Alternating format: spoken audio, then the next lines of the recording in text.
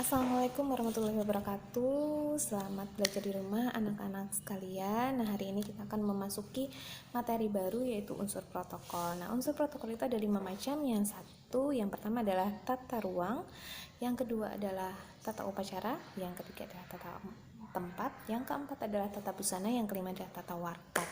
Nah, jadi untuk tata ruang itu adalah pengaturan ruangan yang disesuaikan dengan kegiatan. Jadi tata ruangan ini tergantung kegiatan yang kalian laksanakan. Contoh misalkan kegiatan perpisahan. Tata ruangan itu kita membutuhkan gedung. Nah, maka kita mempersiapkan gedung. Nah, itu untuk tata ruang. Tergantung dari kegiatan yang kita laksanakan. Nah, yang perlu diperhatikan itu adalah ruangan harus disesuaikan dengan kebutuhan kita, tergantung acara itu tadi ya. Terus juga diperlukan adanya papan nama petunjuk. Kalau misalkan orang masih belum tahu tempat itu di mana, maka kita beri petunjuk dari jalan-jalan itu supaya tahu, misalkan belok ke kiri, belok ke kanan. Nah, itu arahnya di mana gedungnya, maka kita kasih papan nama petunjuk. Nah, selanjutnya itu tata suara yang memadai. Jadi, tata ruangan ini kita lihat juga bagaimana sound systemnya, bagaimana mikrofonnya, apakah bagus suara yang dikeluarkan dari sound system itu, apakah pecah. Nah, itu nanti yang diatur supaya lebih bagus acaranya. Nah, terakhir yaitu tata lampu. Kalau acaranya itu malam, kadang kalau di gedung walaupun siang juga membutuhkan cahaya ya, membutuhkan lampu ya. Jadi dilihat kalau misalkan acaranya itu malam, maka harus yang lebih terang. Nah, bagaimana kita mempersiapkan itu. Nah, terus yang kedua adalah tata upacara. Tata upacara ini penting ya, karena kita harus dengan tata upacara ini kita harus menyusun, artinya rangkaian kegiatan yang mana di dalam kegiatan itu siapa saja yang harus terlibat di dalamnya.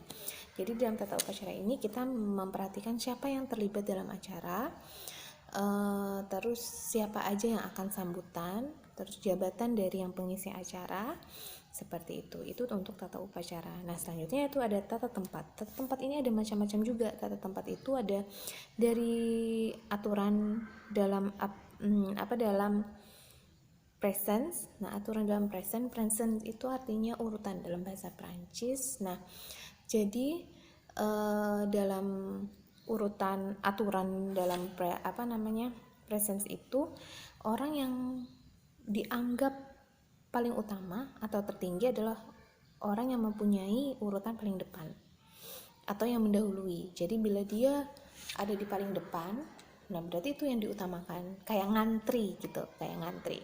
Antrian pertama itu yang diutamakan, sedangkan yang di belakang sesuai dengan antriannya masing-masing. Itu namanya aturan dalam presence. Nah, terus apabila orang-orang dalam posisi duduk atau berdiri sejajar, nah itu yang paling penting adalah mereka yang berdiri di sebelah kanan. Nah, jadi urutannya yang sebelah kanan kalau yang berdiri, ya. Berdiri atau duduk yang sebelah kanan itu yang lebih utama, seperti itu.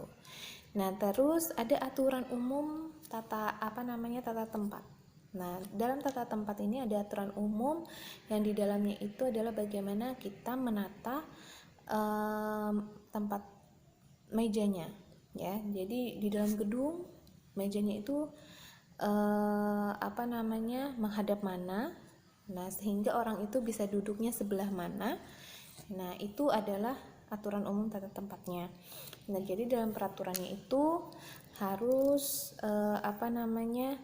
apabila duduknya menghadap meja, yang dianggap sebagai tempat pertama adalah orang yang menghadap ke pintu keluar.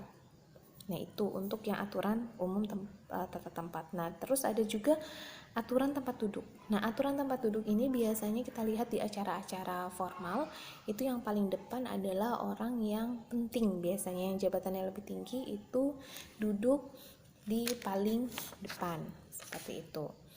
Nah, terus untuk yang terakhir untuk tata tempat adalah aturan dalam memasuki kendaraan atau menaiki kendaraan. Yang ini jarang sih ibu temui sesuai dengan aturan ya. Yang pertama, menaiki pesawat. Seharusnya menaiki pesawat terbang itu untuk nomor duduk yang paling depan itu masuknya terakhir, ya, terakhir. Kenapa? Karena dia duduknya paling depan, lebih dekat dengan pintu. Maka kita dulukan dulu di nomor yang paling belakang atau nomor yang di belakang. Makanya ketika naik pesawat itu ada dua pintu kan, pintu belakang, pintu depan. Itu dibagi dibagi setengah. Jadi nomor 1 sampai nomor 15 misalkan itu naik dari pintu pertama, pintu depan. Dari 16 ke 30 itu naik di pintu bagian belakang. Nah, seharusnya yang naik duluan itu adalah urutan nomor 15 dan nomor 1 itu paling terakhir.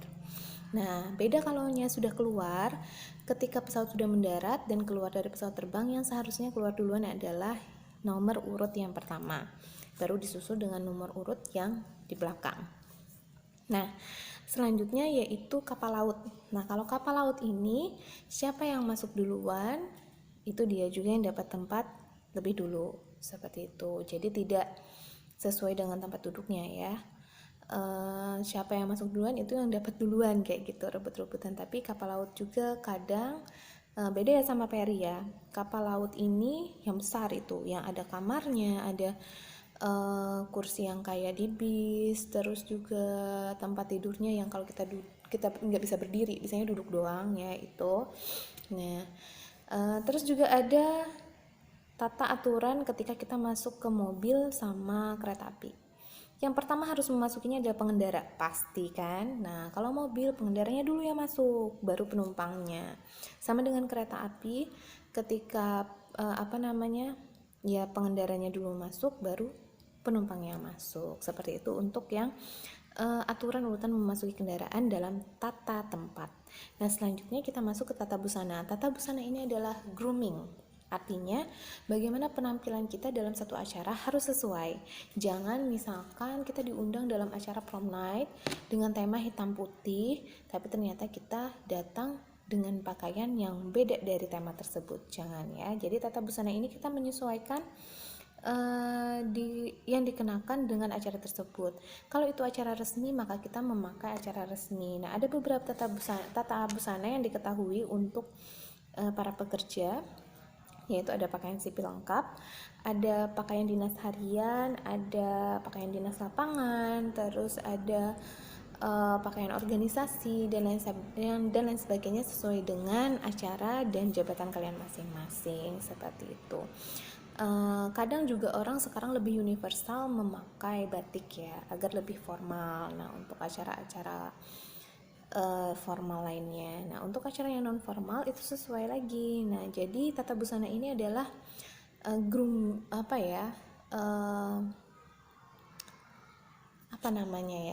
pokoknya sesuai dengan tema lah gitu. Tema, kalau misalkan acaranya kayak acara formal, maka bajunya formal. Acara yang tidak formal, maka sesuai dengan tema dari acara tersebut. Kayak ibu bilang tadi, kalau temanya hitam putih, maka kita pakai hitam putih. Kalau temanya pink, nah pakai yang pink. Temanya biru, pakai yang biru. Sesuai dengan acaranya, sesuai dengan kegiatannya. Jangan sampai salah menggunakan busana ketika menghadiri suatu acara. Oke, yang terakhir adalah tata warkat. Nah, tata warkat ini berhubungan dengan pembelajaran kearsipan sebenarnya ya. Jadi dokumen nih, tata warkat ini dokumen-dokumen dalam acara. Yang perlu disiapkan adalah buku tamu, pasti. Karena apa? Kita membutuhkan daftar nama tamu, jumlah undangan. Nah, kita harus merencanakan itu. Jadi tata warkat ini yang pertama kita harus tahu dulu siapa nama tamu yang akan kita undang. Jumlah undangan kita ada berapa? Terus bentuk undangannya seperti apa? Terus juga menulis nama orang yang diundang. Nah, apabila dia punya titel, ya bisa ditambahkan titelnya juga. Nah, terus undangan tersebut diperuntukkan untuk suami istri atau tidak. Nah, itu diberi penjelasan.